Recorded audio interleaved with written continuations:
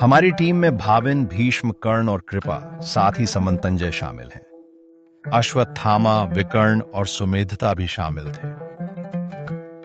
8 द्वैत का साक्षात रूप, द्रोणाचार्य और दादा भीष्म उपस्थित हैं। ये परिवर्तन प्रदूषण से उत्पन्न होते हैं, अंततः वह जीवित रहता है, इसलिए दादा। संपूर्ण सेना के नाश के बाद भी वह जीवित था। तीरों के बिस्तर पर बेहोशी की अवस्था में वह जीवित रहा। इसे भीष्म का भ्रम कहा जाता है। भ्रम अंततः बना रहता है। इसी प्रकार महायुद्ध में कर्ण के विदेशी कार्य और विजयी कृपिकार्य अत्यंत महत्वपूर्ण थे। एक साधक द्वारा उनकी आध्यात्मिक साधना में दूसरों के प्रति दिखाया गया करुणा को कृपिकार्य कहा जाता है। दैवीयता प्राप्त करने के बाद महान आत्माओं का सार भी ऐसा ही होता है।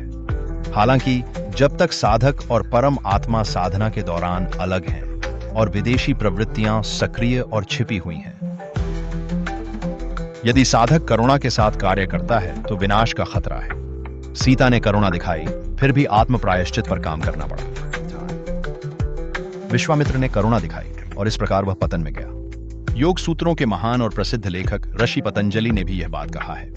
टी इसिमिट्रु पिसार्डा व्यथने सिद्धया। इसका मतलब है कि जागरण के समय योग के माध्यम से प्राप्त शक्ति स्पष्ट हो जाती है। वास्तव में शक्तियां हैं, लेकिन मुक्ति प्राप्त करने के मार्ग में। ये शक्तियां इच्छा, क्रोध, लोभ, भ्रम के समान मानसिक और नैतिक बाधाएं भी बन सकती हैं।